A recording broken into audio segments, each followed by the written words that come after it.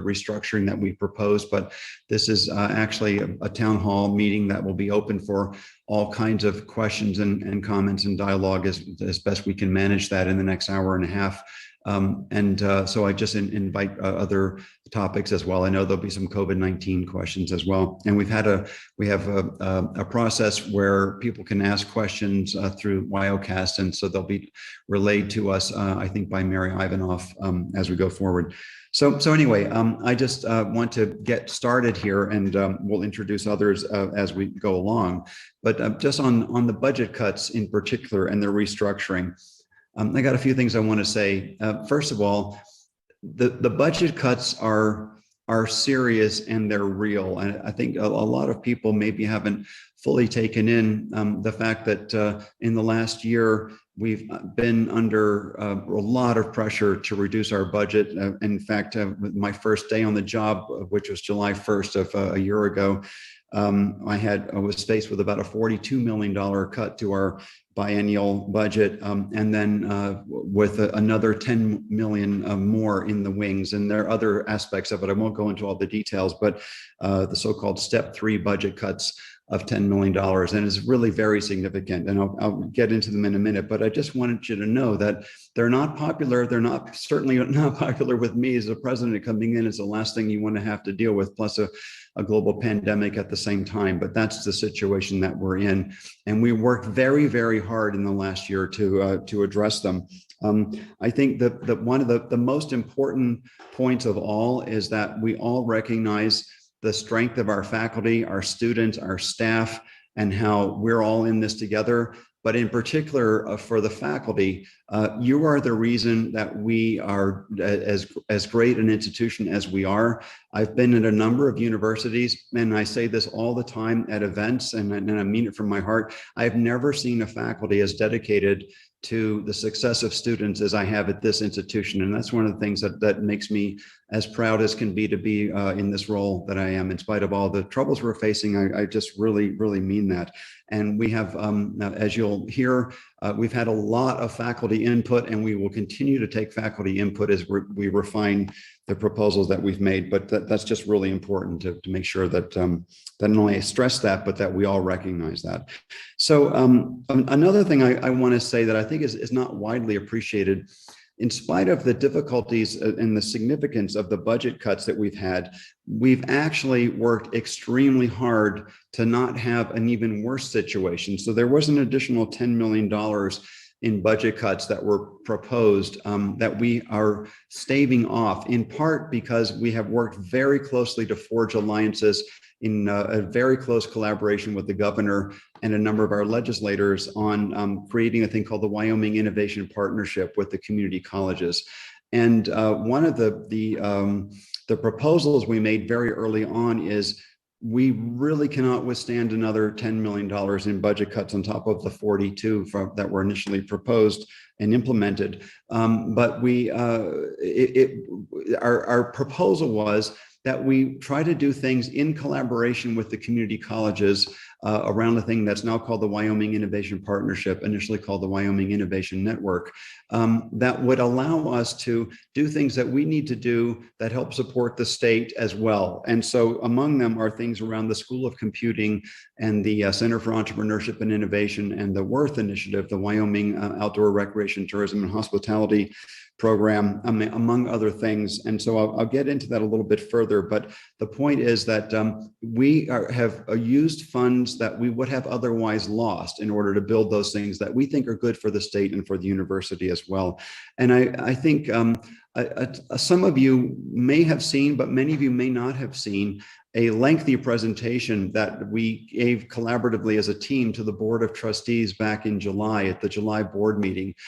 It was about a 3-hour presentation that had all kinds of economic analysis, as well as the need for the partnership with the community colleges and a number of initiatives that we were proposing, including the ones I just mentioned, but also others, in addition to the restructuring program. And so I would urge you to take a look at that if you care to, but it provided a lot of detail, and the board reacted very positively to the logic and the thinking that went into all of that. So anyway, I would urge you to do that. Next thing I want to say is that Up to this point, in fact, in the last year, there has been an enormous amount of faculty input and that allowed us to have a lot of thoughts collected and recommendations, specifically, a number of which we've acted on specifically as a result of many groups that were put together to inform us. And I thought I would just take a minute. I have at least 6 different faculty-led groups that we took input from. So one is the so-called 4 pillar group. So we had these ideas for pillars that I'd proposed back in June, a little over a year ago before I came in, that the university needed to become more digital, more entrepreneurial, more interdisciplinary, and more inclusive. And so there were, I would say, literally hundreds of people working in those groups, not only led by faculty, but then also with student input, with community input, with board input, with the board of the foundation, and so on. So the four pillar groups that made some specific, quite a few of specific proposals, including the plan for the preliminary plan for the School of Computing that came out of the digital pillar group, and the preliminary plan for the Center for Entrepreneurship and Innovation that came out of the entrepreneurship group. In addition, we had a so-called Blue Sky group that met every Thursday evening with about, I don't know, 30 or so people, some administrators, some faculty, some staff members, some student members, who joined us to think about what could we be doing as a university. And one of the rules in that was that we talk about what we would really like to do, not just what we're allowed to do by budget or other constraints that we have. And that was also very helpful. And there are reports, all these reports are available. Then there was also the faculty-led strategic portfolio planning group that made a very detailed analysis of all manner of programs including rating productivity and various dimensions of quality of various programs. All of this went into the planning group. In addition, we also consulted with some external advisory and consulting groups. For example, the Huron Group and McKinsey and Gray Associates all provided detailed analysis, just pure cold analysis data. For example, what's the average number of students in a class? How many departments do we have? What's the average compared to our national averages, and so on, and so on. So there was really a lot that went into this. And then we met as a team, many in my administration and others, some faculty members, daily for weeks while we assimilated all of this, and we analyzed various proposals, and we rejected many of them, and we came back. So the point is, while I know for sure that while we gave this a very, very hard try and an analysis, and I'm actually quite pleased in a sense with the process that we pulled together to deal with this. We also know that it's incomplete, and that there will be additional input from faculty that are going through the 2-13 committees that are in place now, and the provost will talk about that in a minute. But the point is that there really were a lot of inputs, and there continue to be inputs. And the one thing I can be sure of is that the proposals we made to the board back in July, while I think there were a good starting point for us, will not be the final story, and that will be what we finally bring to the board in November. Will be benefiting from a lot of further input from a number of you going forward. So anyway, I may have been going on a bit long on that, but I thought it was important to lay out the very depth of the process we had. So let me say a couple more things, and then I want to hand it over to the provost for a couple of other comments about the current process. But we had a number of principles that we tried to put into this process over the last year that led to the proposals. Among them, the first and foremost was involve faculty leadership as much as possible in the original recommendations that we made to the board, as I have articulated, but also to make sure that we were very strategic. So we did not only deal with budget cuts, we dealt with what does a 21st century university need to look like? And so I can explain in a minute a little bit more on that, but we thought very hard about what are modern trends in university organizational structures. How do we minimize, for example, how do we look for efficiencies and make sure that our department sizes and our class sizes are not too small to be below critical mass, and so on. So we looked at those kind of things very deeply. We also want to make sure that we are competitive with other universities, not just in our peer group, but at a national level. And so we look a lot at what offerings are being made across the country and what are students demanding. And so we've taken that into account, I think, quite deeply. We've also thought about, in this, it reflects my own background. I'm not only a scientist by training in very basic science, but I also worked very hard on economic development. I was vice president for economic development at the University of Illinois for 4 years. What can we do to further advance the economy of the state? And a lot of our analysis was based on trends of economic development nationally and specifically in Wyoming, and looking at different markets, and whether it's extraction or agriculture or hospitality and tourism, or the sort of many trends we all know in the digital literacy and the impact that that has on our economy. So these are things that went deeply into our planning. Really, really importantly is we've got to grow our revenue streams outside of the state. We are one of the most dependent universities on state funding that I've ever seen. I think that's, of course, it's good that the state has been supportive, but if we have most of our eggs in the state funding basket, we are hit very, very hard when the economy hits a downturn and funding isn't available. And so we have to grow our revenue streams around, say, grants from federal agencies in particular. And you may know I was an assistant director at the National Science Foundation. I understand very well trends in funding. I was also 2 weeks ago asked to testify before the U.S. Senate on the future of the Office of Science of the Department of Energy. So I'm a student of this. And in particular, there's actually a very exciting development that is underway right now that says that we may actually see a doubling of funding for the National Science Foundation, the Department of Energy Office of Science. The Department of Commerce will have potentially additional funds to the level of over $10 billion for technology-based innovation hubs. And there are specific areas of funding that are laid out in this. It's already been passed by the Senate and a similar bill passed by the House. They have not yet come together to adjudicate that, but the likelihood is very high that there will be funding streams. And these are for the long term. It's a tectonic shift in federal research funding. And I want to make sure that our university is configured as strongly as possible to identify new funding streams.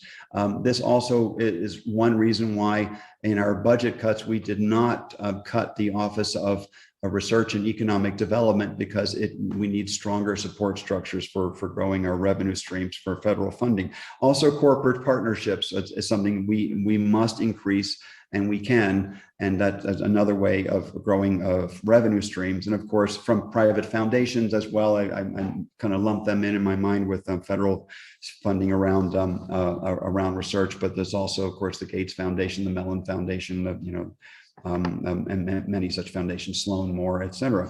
And then philanthropy. So we are working very hard on aligning ourselves with the foundation, which has done a wonderful job of building over $750 million endowment. We think there's a lot of upside there, and we are proposing programs that we think will receive potentially more funding. So efficiencies, I mentioned this again, but another one of our principles was, where can we look for efficiencies? And part of our shuffling of departments is aimed at, and combining departments is aimed at addressing efficiencies for larger departments that have more critical mass and so on. So another thing I want to say, just to wrap up here before I pass it off to the provost for a little bit about the current process going forward. There are three major reorganizations, restructurings around three colleges. And these were not arbitrary, and they were thought through very deeply, looking a lot at national trends and looking for scientific coherence, particularly in areas where we think there could be major funding streams from federal agencies. So the idea to build a college of engineering and physical sciences is one that is a common trend across the country and across the world, and one that we believe will provide more synergies for funding streams and if you look at the funding areas that are specified by NSF and DOE as part of the Endless Frontier Act, we will be more competitive if we do this.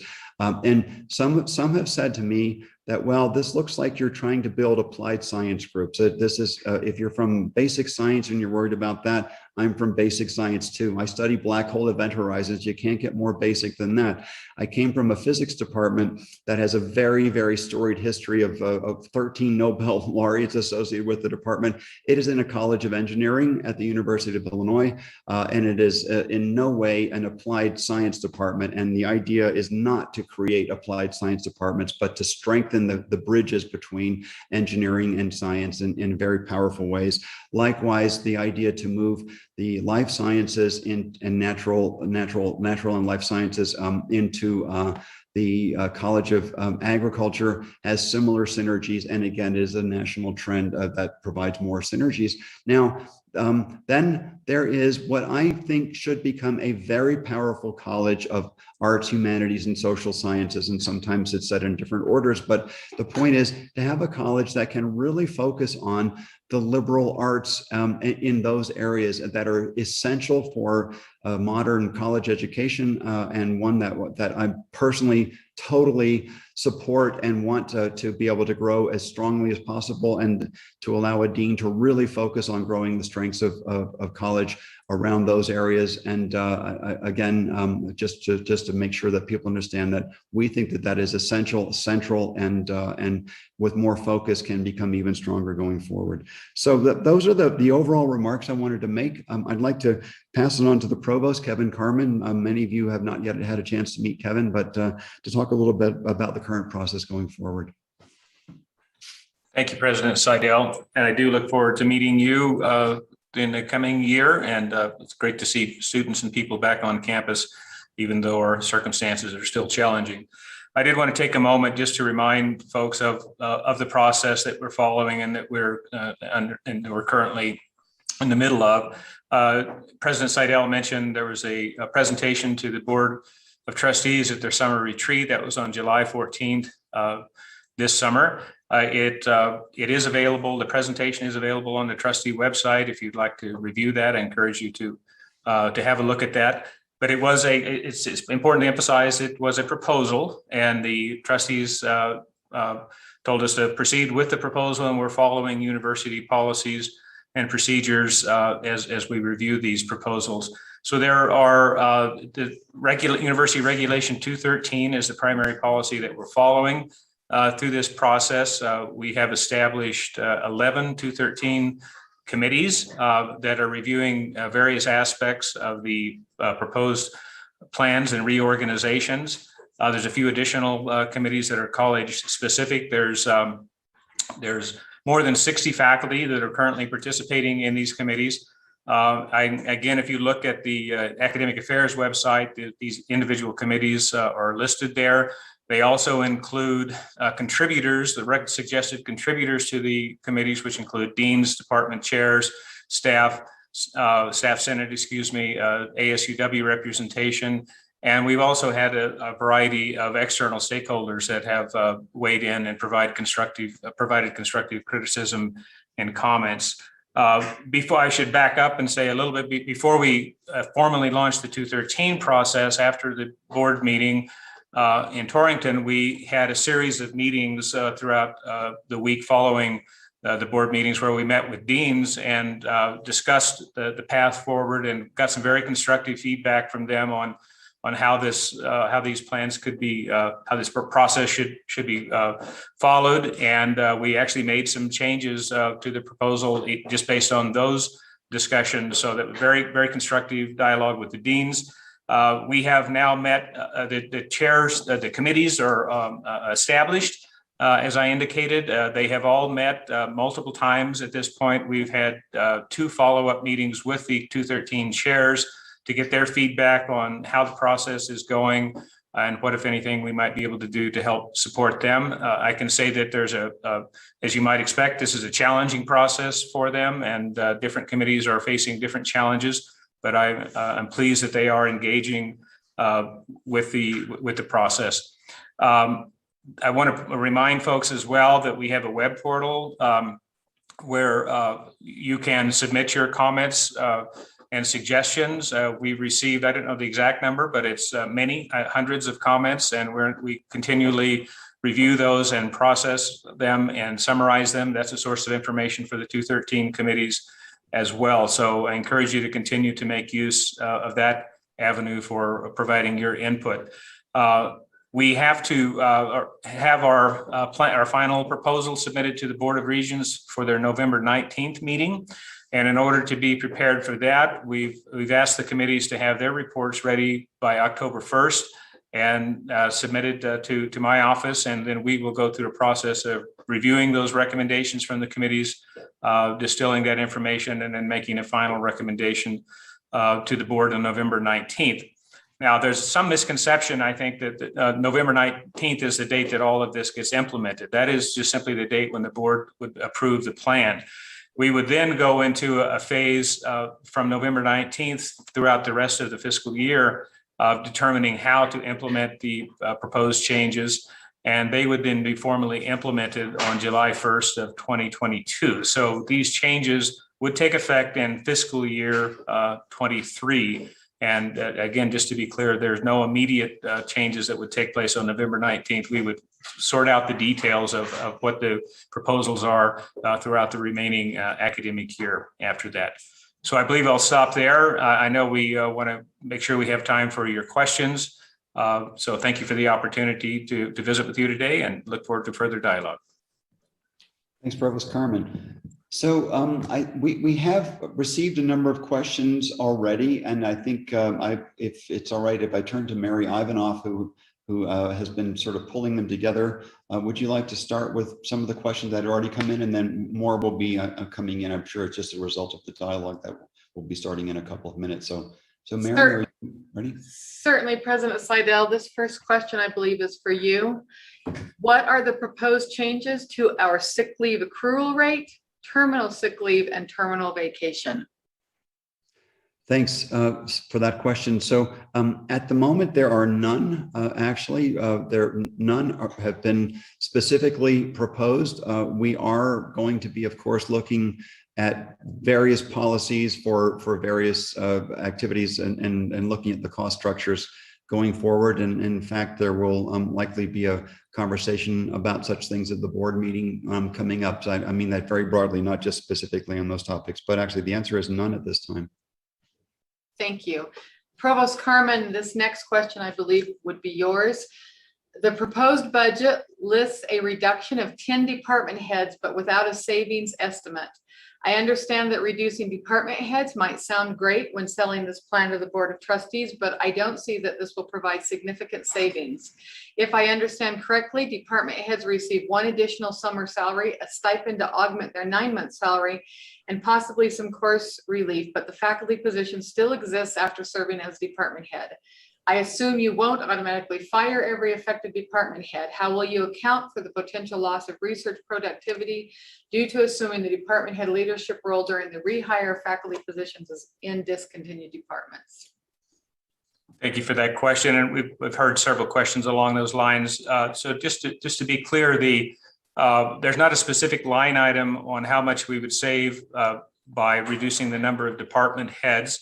As the person who's asked the questions note that having fewer department heads would realize some budgetary savings because of fewer stipends for department heads. But that is not primarily related to our budget reductions. Again, there will be some savings there, but it's more a matter of organizational efficiencies, having smaller departments consolidated into larger, more efficient departments and more cohesive programs. And so we don't know specifically among the department heads of reconsolidated departments. We have no particular plan as far as it relates to individuals. It relates more to the organization of these consolidated and reorganized departments, which would inherently have then new department heads. And that's a process then that we would implement over the post-November 19th period to determine who those new department heads would be. Those department heads of existing departments that would not transition into the new leadership roles are presumably tenured faculty. They would go back to their academic departments and continue their scholarly activity and teaching. The expectation is that people aren't being fired because we're reducing the number of department heads. It's just a reorganization. As it relates to the research productivity, I confess that I'm not entirely certain that I understand the nature of the question, but we certainly know that department heads have tremendous demands on their time, and that it is difficult for them to maintain, in many cases, their scholarly activity. We try to reduce teaching loads and other expectations, but being a department head is probably, I think, the toughest job on campus, to be honest with you. So we're always mindful of trying to have faculty who have the ability to provide that leadership while also maintaining their scholarly activities with the appropriate release time to allow them to do that. Thank you, Provost Carmen. I think this next question is also for you. To date, I cannot recall learning about planned reduction in upper administration or athletics. The proposed budget has the item non-academic reduction, so some clarification about what those might be would be appreciated. Is it really only the standard 3% reduction for most units aside from research and student success initiatives who will receive no cuts? Thank you for that question. So to start off with, the proposal is that administrative units would absorb the same across the board budget reductions as would academic units across campus. That currently that number is proposed as 3%, but it could wiggle up or down. But the point is that the administration would take the same across the board budget cuts that academic programs would take. It's important to point out that a few programs have been protected from this because of the critical nature of where they are with their budgets and their critical support of the university, and so that and the state. So that includes cooperative extension. It's not proposed that they receive the across the board cuts. The Office of Research would not receive them. They're extremely lean as they are, and they're critical to supporting our research mission. The student services programs would also not receive the across the board budget reductions. To clarify, athletics is received. They are part of the across the board budget reductions. And as you may know, they took very deep cuts during the previous budget cuts, and their coaches and many of their staff took 10% salary reductions to implement that. So they've been impacted very deeply, but they will also be receiving the across the board cuts like other units. Thank you. And I should also point out once again that these cuts would take effect as of July 1st of next year. They're not immediate. Thank you, Provost. President Seidel, how does it make sense to ask for $2 to $3 million in additional funds for a school of computing while at the same time discontinuing the departments that would mostly support such a school, i.e. electrical and computer engineering, computer science? How will you prevent losing the strongest faculty members in the departments that are discontinued but their degrees remain? I mean, if everyone has to put an application packet together to get rehired at UW, they surely will send that packet elsewhere and likely get hired elsewhere. Yes, thanks for the question, and it's a tough question, and it deserves an answer. And I'll start by saying, in order about the School of Computing, I think it's pretty clear to many people that we need to beef up our digital activities at the University of Wyoming. Many universities across the country and across the world have developed not only rapidly growing departments in computer science and electrical engineering, quite often they're combined into one, or a school of computing that is quite often very broad-based, sometimes within a college of engineering, sometimes across the entire university. So these are national trends, and there are many, many recommendations and many National Academy reports and so on about the do's and don'ts of these things. And I myself have been on quite a few advisory committees around the world in exactly this area. So we formed a digital pillar group that did recommend, among other things, that we develop a broad-based school of computing. And as it would be developed, it would be done in partnership with potentially all departments, certainly all colleges in the university. So investments in a school of computing, the way the proposal has been recommended to us by the faculty, would be an investment in the entire university. And so secondly, I have heard from dozens, and I mean literally dozens of students from across the board in different majors in all colleges about their need to have more digital training, digital literacy. So anyway, establishing the need, I'm kind of summarizing a little bit about what's in the recommendations and just from our own experiences, the rationale for this. Now, the funding for that is one of the areas that would also support a broad-based digital literacy program across the entire state with the community colleges as well. So this fits within the WIP initiative, the Wyoming Innovation Partnership with the community colleges. And it's money that I would argue we would well lose otherwise if we didn't make such an investment. So it's not the same as saying, well, we'll just dig into the university budget in order to create this. Although, you know, we are of course reallocating resources that we might well have lost otherwise. So, but then combined with that is the question about electrical and computer engineering and computer science. Well, it is essential that we have strong programs in those areas, and in fact, they should be growing. They need to be to be drawing more money from federal sources, for example, NSF, DOE, many agencies, USDA, you name it, they're all funding predominantly in digital areas. And so we have to make sure that we are competitive there. And so the idea is that not to say we do either or, but we do both, but we want to create a new unit that will combine. Given that we're a small university, we don't necessarily have the luxury to have independent departments. There are overlaps, there are synergies, and we will create a new unit that will be yet more competitive going forward for receiving additional funds. And so it needs to have a much stronger research component in order to really be able to help drive a school of computing and to bring in additional revenue streams. And so that is our commitment to building that as a stronger unit. And in fact, where we have proposed also chemical engineering is another one, to building a stronger unit over time. So we are committed to continuing those degrees and to, with recommendations from committees, to find the best way to build a stronger departments and activities over time. And I am fully committed to this, and they are essential activities within the College of Engineering that I want to make sure that we really build towards a true Tier 1 engineering program. It's absolutely essential for the future of the university and the state. And then to the point about the fact that we may lose faculty, I think anytime there's a reorganization, a budget cut, and so on, there is an increased chance of losing faculty, which we're of course always under pressure to potentially lose faculty.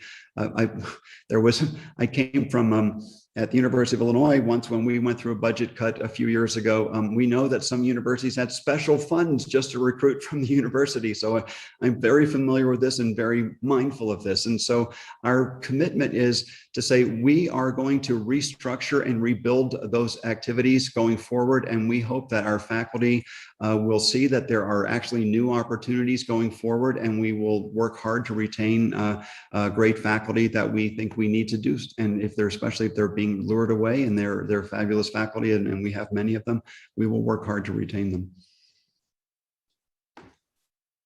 Thank you, President Seidel. This next question, I'm going to ask the Vice Provost for Strategic Planning and Initiatives, Ann Alexander, to answer. If initial funding for the 3 proposed programs is granted, what is the yearly maintenance cost for these programs, and is it part of the UW budget? Yeah, happy to answer that. And one moment here. Our internal reallocations that are allocated to those 3 areas include the Wyoming Innovation Partnership, so the CEI, the Center for Entrepreneurship and Innovation, the Wyoming Outdoor Recreation, Tourism, Hospitality Initiative, and the School of Computing. The internal reallocations we have planned for that are $5.5 million. And when you look at the fully built out project plans for those, the Wyoming Outdoor Recreation, Tourism, Hospitality Center would have about a $4 million annual budget. the innovation partnership about a $4.3 million budget, and the School of Computing about a $5 million budget. However, they are expected to cover some of those costs, most of those costs, through corporate partnerships and grants. But I will also point out that internal reallocation money associated with the Wyoming Innovation Partnership, which all of those are part of, would have been lost over time from state allocations from the legislature otherwise. So we are reprogramming that funding to stave off further budget cuts. Thank you. President Seidel, the next question. I see the cost savings in combining departments. I'm sorry, Provost Carmen, I see the cost savings in combining departments, eliminating programs, and reducing headcount. What is gained in your proposed restructuring by reshuffling 3 colleges into 3 colleges?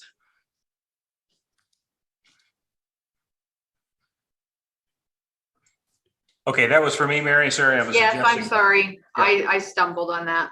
No, I was adjusting my camera. So, Dan, you need to. Yeah, okay, there we go. We have a team here in the office, and we're getting some feedback. Yes, thank you for that question. Again, a lot of the rationale behind the consolidations of the departments and reorganization of the college was not necessarily strictly related to budget reductions. We think that there are some efficiencies that can be gained there that will contribute toward the budget reductions. But really, as we've gone through the exercise, we realized this was an opportunity to think differently about the university and to organize it in a way that we feel like will position it for opportunities going forward. And I fully recognize and acknowledge that these reorganizations are difficult, and it takes a while for people to get their heads around what is being proposed. And I also want to reemphasize that we're very much and sincerely open to constructive feedback on how we can best implement these programs. But I will, and I'll allude to, I know another question that's come in, I think over the WyoWeb, about what the critical size of a department might be. Well, there's no particular magic number, but we have several departments that are very small, 7, 8, 9 faculty members, and it's really difficult to have the critical mass in terms of demographics and infrastructure to have a viable academic department when it is that small. So I would say, as a general rule, that I think that academic departments should be no fewer than 15 faculty members. But that's just a general rule. But the broader approach that we're taking here is to try and leverage synergisms among like-minded disciplines, and also realize efficiencies of academic departments that are of a viable size. Thank you, Provost Carmen. President Seidel, with Wyoming's variable downward trending revenue stream, how do your proposals prepare UW for inevitable future cost reductions? Thanks for that question. And so, of course, we will always make the case as vigorously as possible that the state needs to continue to fund the university at the levels that it has historically. And we will, of course, go to bat for additional revenue from, or additional funding from the state when we have specific proposals, in addition to just generally needing to fund. So I wouldn't give up on maintaining our cost, our revenue streams from the state. However, there may well be downward pressure going forward. And so whether or not there was downward pressure, we have just got to diversify our revenue streams from different sources. So I mentioned this a little while ago, but maybe to explain a little bit more, we are going to be aiming for Carnegie R1 status for to become in the top tier of research universities. We're not very far from that according to traditional kinds of measures, and of course there's not an application process there, but the Carnegie Foundation looks at data and then decides that they might add some. So this would be an important strategy that we would have going forward. We believe that in the next 10 years, we ought to be able to double our research revenue coming from additional grants from NSF, DOE, NIH, USDA, and you name it, from the federal ecosystem. As I mentioned earlier, there's legislation in Congress that seems very likely to pass this year that will literally double the budget of the National Science Foundation with certain priority areas, and the DOE Office of Science, also to build stronger bridging programs with national labs that very specifically will allow us to grow our science and engineering programs, but also in social sciences. They're very, very interested in these areas, and of course NSF itself supports us, social, behavioral, and economic sciences. A lot of the reorganizations and reconfigurations and new areas, like for example even the Center for Entrepreneurship and Innovation, we believe there will be quite a few additional federal funds that we will be competitive for if we were to reorganize in these ways. So I think it is very, very incumbent on us to make sure that we grow our research portfolio, to have many additional revenue streams that would support faculty, support graduate students, support undergraduate students, involving undergraduates directly into the research portfolio as well. It's very important. Another thing is to be sure that we are in a much stronger position for corporate partnerships. And I once was the director of a center that had about $15 million a year annually in corporate partnerships from companies as varied as British Petroleum, the Mayo Clinic, Caterpillar, and others. And so we can grow our revenue streams through corporate partnerships significantly, providing better opportunities for our students. And it's not only in the sciences and engineering areas, but it's quite broadly available for interdisciplinary teams. For example, we're having a pilot program we're working on right now with the Honors College. That is, of course, it has some science and engineering students, but it has a lot of humanities and social science and art students as well, to have them involved directly in teams that will work on problems that come together through corporate partnerships that would be generally funded by the companies. We can do a lot to grow this. Would be a big revenue stream as well. So I could go on, but I think that you get the idea that we can do a lot to grow revenue streams and bring and rebalance our portfolio of overall funding that comes from things from outside the state. And a lot of our overall planning has been around how do we grow revenue streams going forward. Thank you, President Seidel. If I could I add to that, Mary? Of course, Provost Carmen. So just another part of our revenue stream that is critical is our enrollment. And we really need to double down on recruiting students from Wyoming, from around the nation. We're in a process of reviewing how we may leverage in recruiting more international students that come with full tuition. We're in a process of looking at how we can more effectively develop and roll out strategic online degree programs that can be revenue generators for the university. And then we're also looking specifically at the student fee structure of how that can be managed most effectively so that it's clear and transparent for the students, but also provides the appropriate revenue to support our academic mission. So I'll just add that other element of our financial picture. Yeah, thanks. And let me add another point on what Kevin just said as well. One area that we did not cut at all in terms of our the budget cuts was student success initiatives.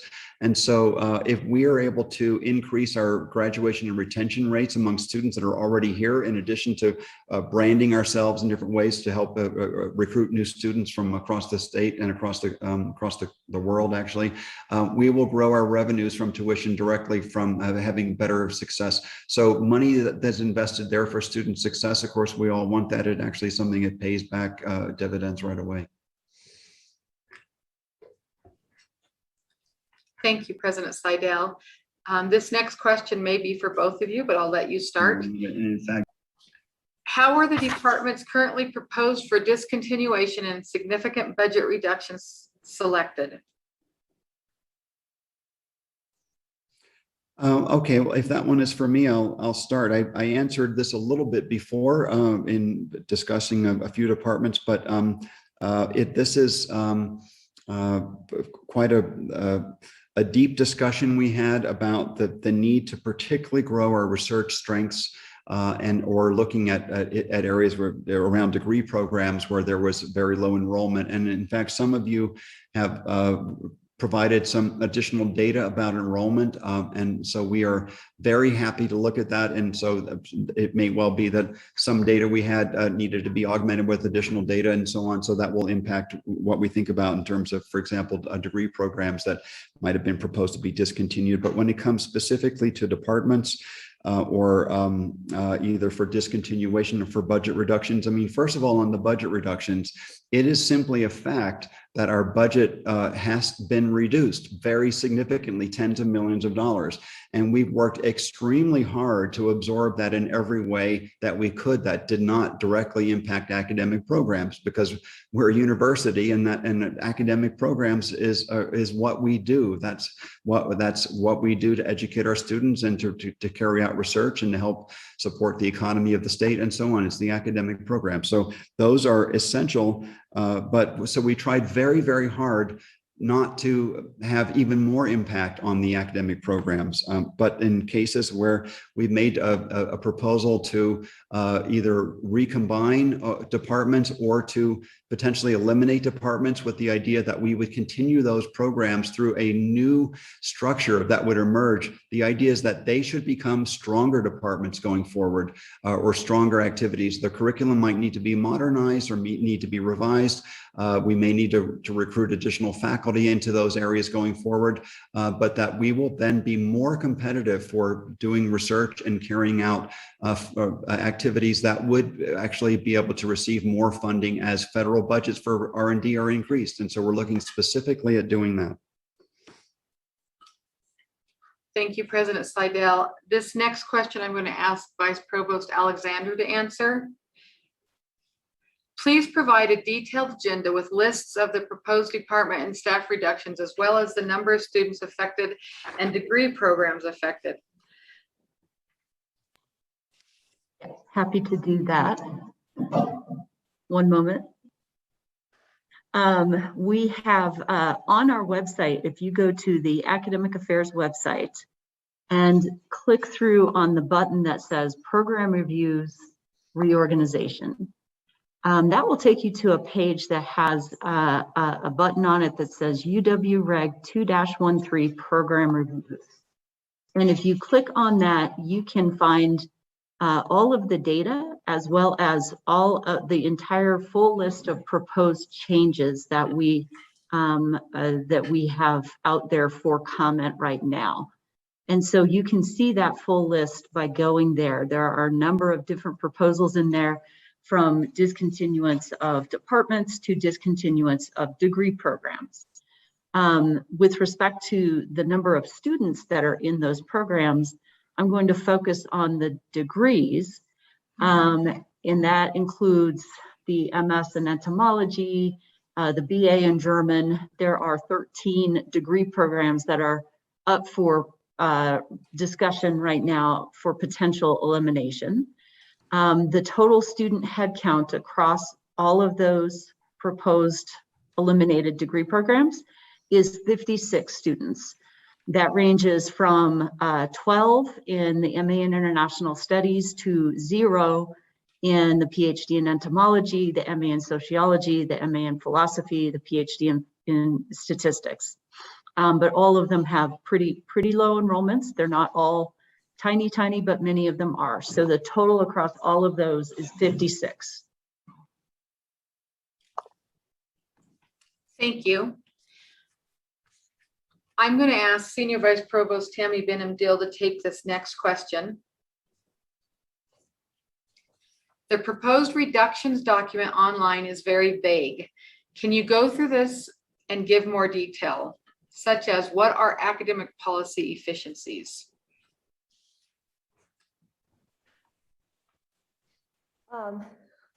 Thanks, Mary. I'm going to ask you to repeat that question because I wasn't ready to answer it. You know what? And that's my fault because my screen, here's your question. Okay. The reorganization will merge departments across colleges and save money by removing faculty up to 65. How exactly are those faculty to be removed? Yeah, I know that's a real concern. I've heard from some of you who certainly are thinking about this, whether it's related to you personally or to the colleagues that you're working with. I will suggest that if you haven't done recently, you might want to go back and review UNIREG 2-13. It does actually lay out some of the steps. For example, if you are in a position that is ultimately terminated, then you will be given notice. There's information in that reg relative to if the position is restored or a new position with similar duties that have the same set of discipline-specific expertise needed. There will be a process where you can be considered for those positions. I see Tom Kucera is on the Zoom with us, part of his team in HR and part of our team here in academic affairs. We're already working on what the actual step-by-step procedures would be. We're going to be using our well-established processes and procedures for making appointments. And so we'll be providing more information about the detailed steps that one would follow if your position is in fact terminated because of one of the actions in the plan. I'll remind you that it's not just faculty whose positions could be impacted, staff's positions could be impacted as well. And so that's why academic affairs and HR are working very closely to ensure, again, that all of our longstanding procedures are followed if the situation should warrant a position to be terminated. But circling back around to my first point, and that is if your position is ultimately terminated, then you will receive written notice of that termination, and that written notice will include additional details. Thank you. And now this question is for Provost Carmen, and I'm sure he's had time to think about it because I read it too early. Provost Carmen, I'll repeat it. The proposed reductions document online is very vague. Can you go through this and give more detail? Example, what are academic policy efficiencies?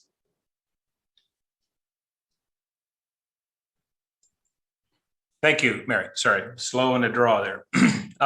So the academic policy efficiencies specifically relates to teaching.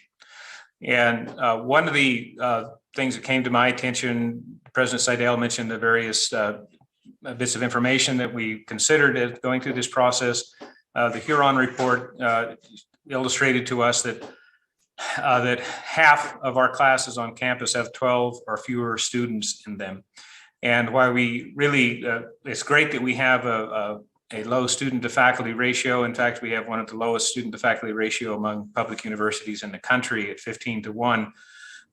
We simply can't afford to teach very low enrollment classes. And so we need to think differently about what classes we teach, when we teach them, and have greater efficiency with how we use our instructional resources. I think this also, not to digress on this, but it also goes to an issue related to faculty teaching loads, which I know is a significant source of concern across the university. And there's been some changes and thought on this over the last few administrations. But I really think we have an opportunity if we think about efficiencies and how we deliver our classes for our students. We want to make sure that they are being provided, that the critical courses are being provided. But if we think a little differently and more creatively about what we teach and when we teach and how we can increase class sizes, I believe that we can, while also realizing efficiencies, also potentially reduce teaching loads of faculty by having somewhat larger classes that are more appropriate for a university. So that's what that specifically refers to. Thank you, Provost Carmen. Vice President for Finance and Administration, Neil Theobald, I'm going to ask you to take this next question. It's succinct, but a good one. How will parking save the university $500,000? Thanks, Mary. Well, as part of this entire process, what's going on is I've asked Paul Kunkel and Eric Webb, who head our parking and transit operations, to begin to plan a revision to how we operate transit and parking. Clearly that this process will include input from all parties, faculty, staff, students. We've already started meetings with the community in terms of the impact of parking on the residential neighborhoods. We are looking at, here in preparation for the work, we've looked at how our peers handle transit, how they charge for parking, with an emphasis clearly on how can we realize more revenue or limit our costs. The $500,000 figure that was mentioned in the question is our initial target in terms of what we could do in raising revenue, decreasing costs. So lots of work here to be done, and you'll be hearing a lot more about this the rest of this year and probably into 2022. But clearly parking and transit is an area that we think we can be more efficient and effective and generate revenue needed for the initiatives that President Seidel has laid out. Thank you, Vice President Theobald. President Seidel, I have a few questions on COVID that I'll let you take. I'm going to combine them into one. In essence, the questions are asking the same thing, which is why are you not mandating vaccines for students and employees to return, since it's been determined it's one of the most effective ways to curb transmission and Pfizer has been approved? Thanks, Mary, for the question. Well, let me take that in two parts. So first on the science side, of course, I think the vaccines are an incredible scientific triumph for the planet. Frankly, many vaccines around the world have been developed, in particular, 3 that we have access to in the United States, but quite a few others around the world. About 5 billion people have received at least 1 dose of the vaccine. It's proving to be remarkably effective, of course, with the Delta variant, there are some breakthrough cases, but I study this every day. I am a scientist. I actually have an acquaintance with Bob Langer, who's the founder of Moderna, and so I know some of the story about that. So I've been promoting vaccines, as has the university been, tirelessly, and against quite a lot of opposition, I would say, within the state of Wyoming. But I just want to say that we're continuing and we'll continue to promote the use of the vaccine. At the same time, there are universities, and there are quite a lot of universities around the country who have actually agreed to mandate the vaccine and have asked their students, faculty, and staff to do this. Very few around our region, I must say, but nonetheless, they've done this. But quite often with a big exemption, which is not only medical or religious, but there's a use of the category of any other reason why you would not like to be vaccinated. So we have talked about this a lot. We have talked with the board extensively about it.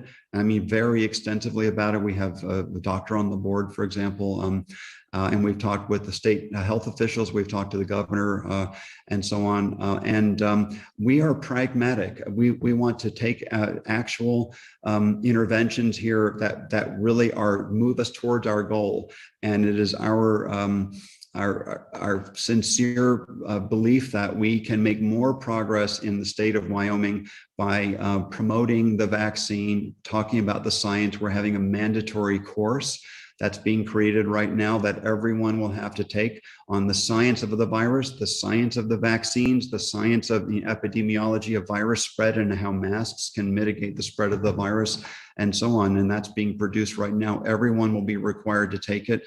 But we think it would actually, a mandate would be directly, a mandate like that would not serve our interests as a university in the state of Wyoming, but to promote it would, and that's what we're doing. Thank you, President Seidel. Provost Carmen, I think this next, it's actually a multi-part question. I'm going to break it apart. So I think the first part of this would be probably you or maybe Senior Vice Provost Tammy Benham-Dill. When will departments get metrics and data or a clearer rationale for why they are slated for elimination, reduction, or consolidation?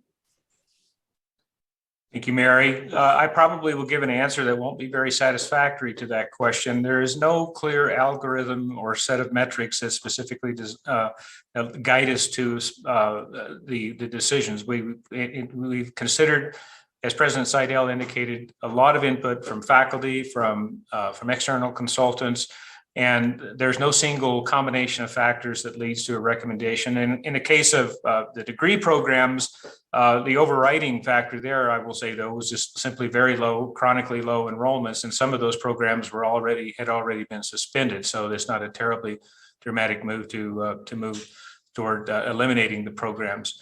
But I will simply say that we've considered a variety of factors internally and externally. And I will also say that this process is still underway, that the committees are doing their work. We're receiving input from stakeholders at the university and external stakeholders. And I can't be more sincere in saying that that input is going to be important to our final recommendations. But there is no clear matrix of data that guides us to the recommendations. It's really a consideration of a lot of complex factors that may differ for the different programs. Thank you, Provost Carmen. President Seidel, I think the next part would be you. What is the reasoning behind the changes that will not result in savings? Now might not be the time for those changes, and to my knowledge, none of the faculty groups outlined a number of these reorganizations. Well, let me see if I can interpret that question. So there are changes that were proposed that were not specifically aimed at budget reductions, but there are things that, in our judgment, the university needed to do anyway in order to address future competitiveness of the university for attracting students, to address our competitiveness for federal grants, and so on. And so I think we thought about these things very, very deeply. We tried our best to get the recommendations as right as we could, given the time that we had, and faculty input was solicited and was received. For most of the things that we did, I would say there are some things, of course, that we may have decided in consultation amongst ourselves and with others, and a lot of consultation actually with leadership across the country on trends and best practices. And so I guess the short version of the answer is that there are things that we did that were not specifically aimed at budget cutting, but things that we thought will make us more competitive and achieve other revenue streams going forward based on our knowledge of national trends and so on. Thank you. The third part, is it possible for faculty losses to be applied to the budget cuts? And if not, where are you putting those salary savings, excuse me? If they don't help colleges, where will they go? I guess I'll jump on that one. And the short answer is yes. And in fact, we're encouraging deans to make as much use of those vacancies as possible. Faculty who may be retiring or current vacancies. We'll also add that we're talking to deans about thinking broadly about the new organizational structure, and not necessarily being strictly limited to the programs that are targeted, but to think broadly about how they can structure the new college structure best, and having the minimal negative impact on the faculty and the degree programs going forward. So we're hoping that the deans will be creative in how they are able to implement these reductions. Thank you. Will there be a review of administrative positions and divisions? Are administrative process and organizations under the same scrutiny and mandate to make cuts as academic programs across the university? I'll start with that, or I'm sure we both have something to say. I would just say we've been looking at this all along, and in fact, we made largely our cuts when I first came in here were done largely around the non-academic side. So there have been quite serious cuts to non-academic programs already, and yes, they of course will be continued to be looked at. Thank you. And I just will amplify that. Of course, I'm still fairly new here, less new than Ed, but we're still fairly new to the institution. But I think that we need to take a hard look at our administrative structure and determine if it best suits the university, and be willing and anxious to be able to make changes that better serve the institution. But that is not, and to be direct to the question, that is not part of the current process, but I will say that it's an ongoing process that we're engaged with. Thank you, Provost Carmen. Mary, could I forgot something I wanted to say earlier about the vaccines. Maybe there'll be a further question, but I didn't want to forget this opportunity to say that the survey results. So we instituted a testing program that all incoming students and staff, which should be tested, so we understand the situation that we're finding ourselves in as we start the semester with people coming back. The one encouraging thing about vaccines, we had a request that everyone who do the test also report on whether they're vaccinated. And it's not a complete set, but the results were encouraging. 88% of the staff report being vaccinated and 66% of the students. And we're going to work hard to still increase those rates, but they were perhaps better than people might have expected. Thank you, President Seidel. I have various versions of this question, Provost Carmen, and so I hope I'm going to answer this in a way that everyone who has submitted it will get what they're looking for. But I believe in essence, what they want to know is which faculty were engaged and involved with the restructuring recommendations. Boy, that's a good question. I would say, going back to President Seidel's opening remarks, there have been a variety of faculty involved with the input for the structure of the university going forward. As it specifically relates to the 213 committees, if that's the question, those faculty are listed on the Academic Affairs website. There's a for each of the 213 committees, the faculty who are involved in that committee and the 213 chairs, as well as the contributors, suggested contributors, are included in that. And I see Tammy jumping on and can probably provide a better answer.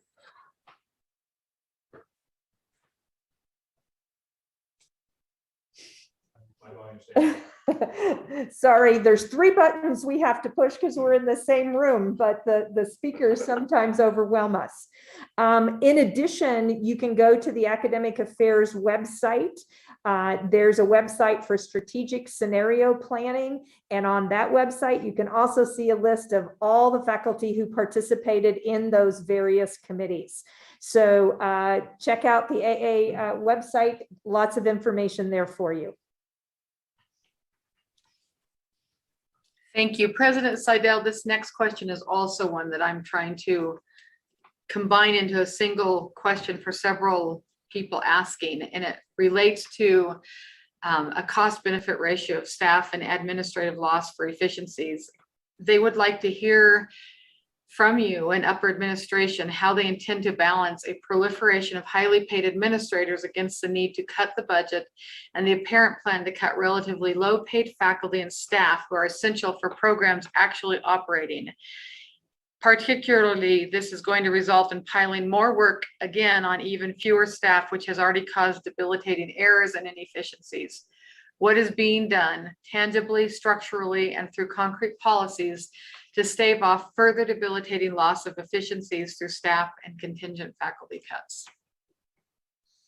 There's a lot in that. And so I'll just say, generally, we're very sensitive to this point. We know that staff and faculty have been under enormous pressure to deliver on almost impossible demands. And so there's no question that that's an issue, and we're very aware of it. I think part of the issue is, honestly, we have to be realistic about the fact that we can't continue to do everything we've been doing over the past, and hence some of our proposals are aimed at either reducing services or in some cases reducing degree programs. And some have said to me, well, if you reduce a program that has low enrollment, that doesn't really impact that much, but it does, because those courses then are not having to be taught. And so that should reduce the stress on faculty overall, and also on staff that help support those courses. So we have talked a lot about that.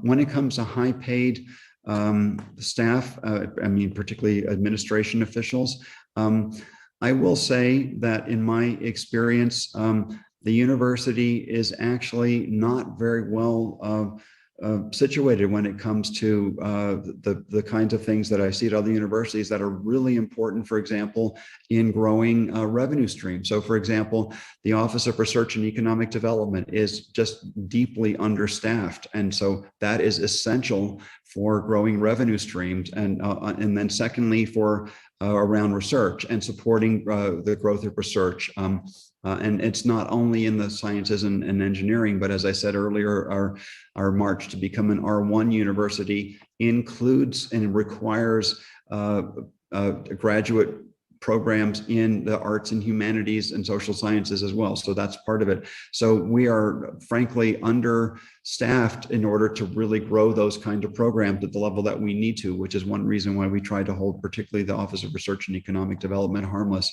Also around economic development, we effectively have one person in that area. Many universities have a vice. I came from a university, I was a vice president that had dozens of staff in that area. And so that was enormously valuable to help grow the impact that the university has on the state, and then also to bring in additional revenue streams, for example, through corporate partnerships and so on.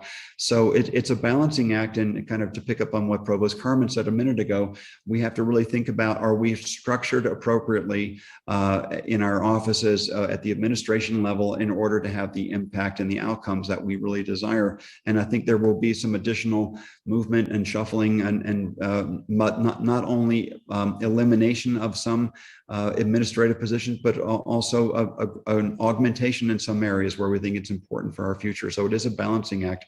But I mean, the short version of the answer is I'm very, very mindful of the question and the comments, and we're looking at this all the time. But it's not as simple as one might think. We have to make sure that we are configured properly so that we can grow our activities where we need to in order to serve the state as best as we can. Thank you, President Seidel. I have another thought that multiple people are expressing, which is that everybody recognizes that Wyoming's revenue stream is going to continue to decline, and they would like you to articulate how your proposals will prepare UW for inevitable future cost reductions. Well, I've tried to answer that question in a few different ways, but I mean, one way that I haven't answered it is that we're looking deeply at what the state's economy needs to grow.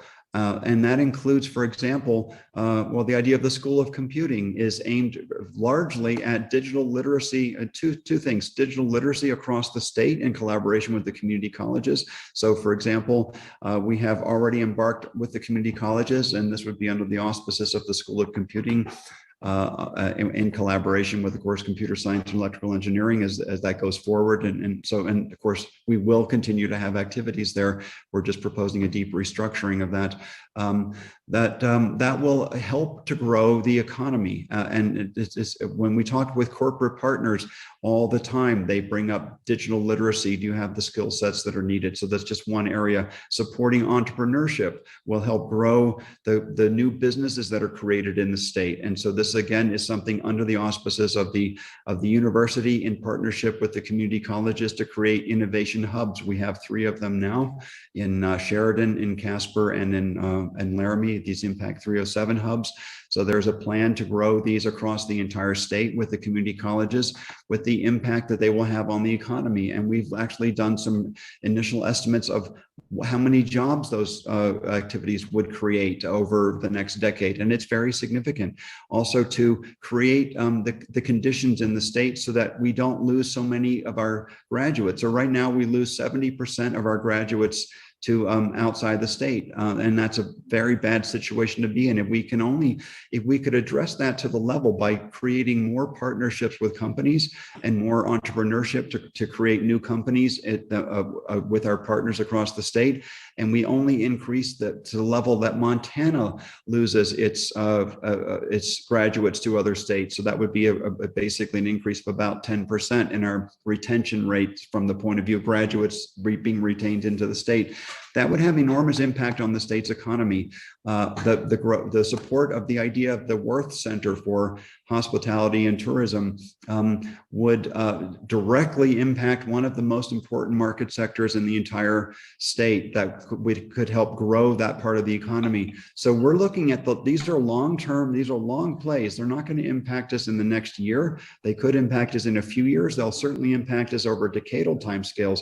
And so these will help to not only prevent the decline in the economy of the state, but to invigorate the economy of the state, which then provides stronger support from the state level. And so that's an argument that we have spent a lot of time, I could give an entire talk on this, we've spent a lot of time looking at.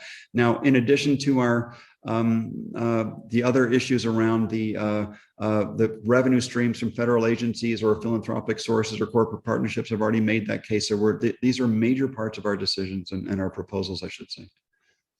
Thank you, President Seidel.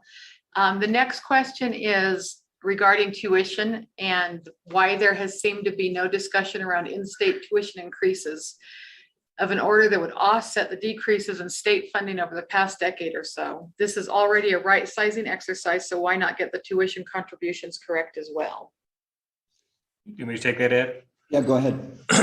So in fact, we have had robust discussions with all of the trustees about this possibility. So it is not part of the current proposal, but it is very much on the table and under consideration. As you may know, the students are facing 4% budget and tuition increases as a matter of just standard increases going forward. But the fact is that our tuition is among the lowest in the nation for public universities. There would need to be a revision to board policy in order for this to really be effective in addressing our budget challenges. As currently under current board policy, half of the tuition increase goes to ASUW and half goes to address promotion and tenure increases. So we would need to modify that, but the board seems receptive to that. So I would just say, at the risk of, I don't speak for the board, obviously, but that is very much on the table and part of the possible solution. Thank you, Provost Carmen. This next question would also be for you. How many of these low enrollment classes are research or independent study classes? And if some are research or independent study, are we eliminating these options? No, they are not research and independent study classes. They are low enrollment degree programs that they do not involve research or independent study. Thank you.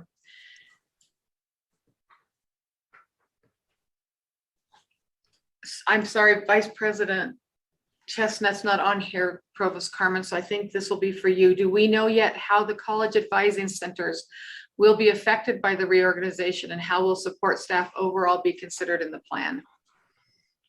I'm sorry, I got a bit distracted. The question was for me, is it how it might impact the advising center? Yes, sir.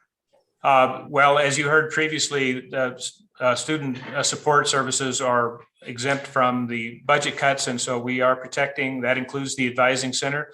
We recognize that that's a critical component of our student success. We are having a discussion now about how, the previous question about restructuring, we're having a discussion about how we might better use the advising center and move to a more centralized advising model, particularly for incoming freshmen. But I'll also point out that we have, as I'm learning the institution, that Wyoming has a student to advisor ratio that is somewhere in the order of 200 to maybe slightly more than 200 to 1. Which might sound like a lot, but the national standard for student advisor ratios is 350 to 1. So we're actually positioned quite well in terms of our ability to advise students. But anyway, to answer the question directly, there are no plans for reductions to advising. They're critical and we want to support them, but we will be looking at some possible restructuring that better serve our students. Thank you. President Seidel, this commenter says they appreciate the ideas of collaborations with our community colleges in order to achieve the goals President Seidel mentioned about making our university competitive worldwide. What initiatives will be created to unite all units and departments at the university as a whole? I believe it is vital to build internal strong teams and then go beyond. Thank you for the question. I'm not quite sure I understood it. I wish we could have just a direct dialogue so I could get a clarification, but around the community colleges, there are a number of things that we're talking about doing that we think would provide additional opportunities across the whole university. So let me take hospitality and tourism as an example. Many of the community colleges have been very, very interested in participating in things. And by the way, we should have mentioned the fact that we have asked for very significant funding from the governor's office and the legislature for what the America Rescue Plan might offer that would help us get some of these programs off the ground. They're not long-term funding, so they wouldn't involve, for example, faculty salaries, but funding to help begin some of these programs. I mean, we're talking about tens of millions of dollars we've requested. We've not received any yet, but we might. But so, for example, around hospitality and tourism, this is something that could involve and does involve currently the College of Business, the College of Agriculture, of course, the Helb School that involves outdoor activities, environmental science, and others. It could well involve, and there have been preliminary discussions with the American Heritage Center, for example, the history, the Historical Society. And so I'm not quite sure if this is getting to the question, but a lot of these activities are really envisioned as cross-university activities that bring together the entire faculty from across the board to address problems that the state has. And this is part of what I meant by more interdisciplinary, more focused on bringing the expertise that the university has, and in fact the state has with the community colleges, to address underlying problems of the state, and particularly around economic development and the growth of the economy. Many of these are also very attractive for international partnerships. I think that was part of the question. And so we're having a lot of conversations with universities around the world, in Germany, in particular the Freie Universität, in Berlin, and as well as in the UK and in Israel and some other areas, where we can actually augment some of our programs where we need some help on something. For example, the School of Computing and the Software Engineering program that again could involve, it's about how it applies to agriculture, how it applies to business, how it might apply to blockchain, how it applies to engineering areas. And so there, by partnering with the other universities, for example, Cardiff University, we're able to do programs for which we don't necessarily have the capacity internally. I'm not sure I got at your question, but I tried to interpret it broadly.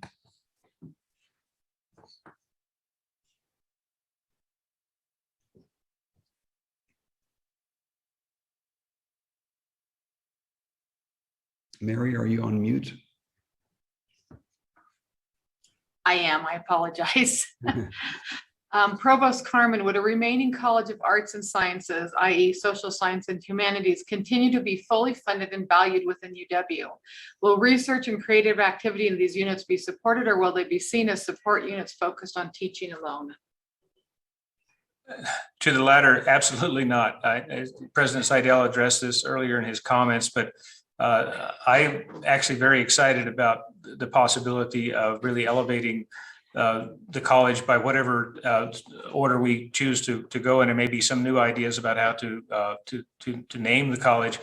I will say, in terms of budget cuts, it's worth noting that the programs within the proposed new College of Humanities, Social Sciences, and Arts are receiving some of the lowest cuts across campus. So they've actually, their budgets have been preserved. I know that there's a perception that because they don't get the large grants, that they don't benefit from the indirect costs associated with those grants. But I can tell you from previous experience that often those programs, that while they generate a lot of funds, but actually it's often a net revenue sink for a college when they have to provide matching funds and other types of support. I'm looking to untangle that and understand that, and we certainly don't want to do harm to the new college.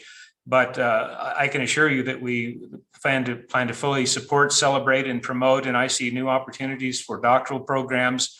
President Seidel and Tammy and I got a tour yesterday of the visual arts facility. It is truly incredible. It's state of the art. Our theater and dance program is among the most highly ranked programs in the country, and their facilities are incredible. So I just want to emphasize that this is in no way an exercise to undermine those programs, but rather to celebrate, support, and promote them. Thank you. Can I just double down on that? I just wanted to hear from both of us because this is a common concern we hear. We are very committed to the arts, humanities, and social sciences on this university.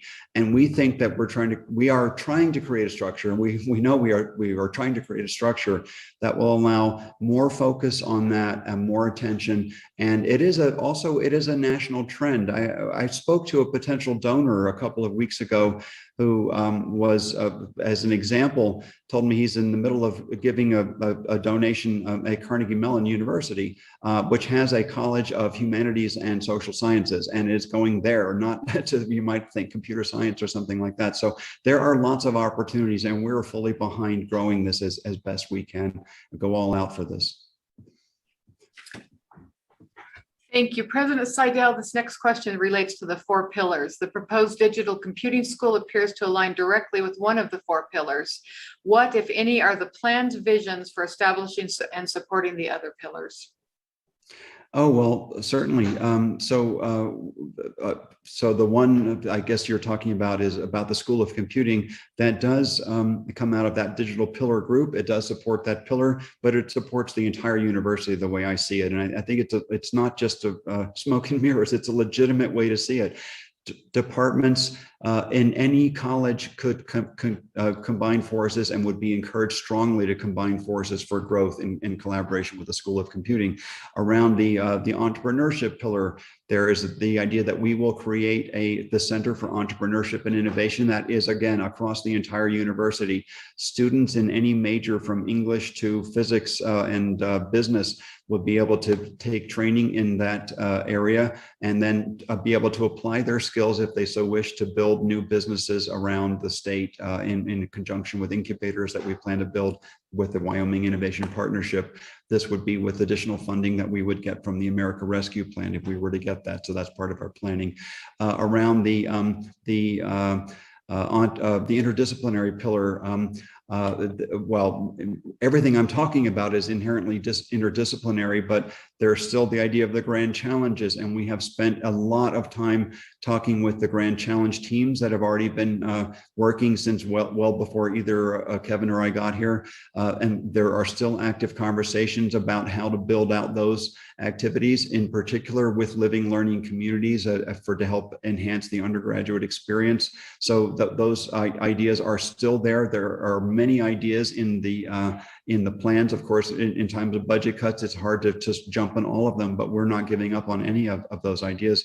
And on the diversity or inclusion pillar, again, there are quite a few recommendations that we've taken in. We're in a transition right now with our Office of Diversity, Equity, Inclusion. We're going to be looking at how to continue to support that going forward and to work with the faculty in these areas. And so anyway, I could go on, but I know there are probably only 3 minutes left for questions, but all of those areas are continuing to get attention. So President Seidel, I still have a lot of questions, which I'll work with Lisa to see if we can capture these and figure out a way to answer them and post them for the broader UW audience. Do you want to do any closing comments? Or I would. So let me say, let's make sure that we take those questions in and have a kind of a fact response that we can give a written response to. And then I would just like to say that I know this is a frustrating and somewhat scary time for the entire campus. And it's something that we're really taking in your comments, your concerns. There were proposals that we'd analyzed internally that we discarded because when we really thought them through, and we really did put a lot of thought. Some of the questions indicate that we may not have thought things through. We thought them through very deeply. I'm not saying we got the right answers everywhere, but we tried very hard to do the best we could. And we already, the proposals that were made to the board did receive input from deans and did already receive modifications before they went to the board back in July, based on a lot of input from deans in that last week. And I think the deans would all corroborate that. And as we go forward, we are listening, and we are listening both to the faculty, all these groups that have been formulated, as well as to community members. And so we are going to do the best we can to optimize given what we've got. I would look forward to having another discussion in any way that we can make it practical to have more discussion, to get more input. I really, really value it and I appreciate the time you spent this morning with us. Provost Carmen, do you have anything you'd like to add? You're on mute. Yes, I am. I always believe the president should have the last word, and I certainly support his comments, but I will just make one comment, not so much so much about the process, but that I know one of the questions that came or comments that came in was that the timing of this town hall was such that there are many faculty are in teaching classes during the regular day, and that perhaps we could maybe for the next town hall, which I believe we have scheduled for in September, that we could perhaps do this in the evening, maybe at 5 o'clock or something like that, so more faculty could participate in that. Thank you, everybody. Thank you. Thank you.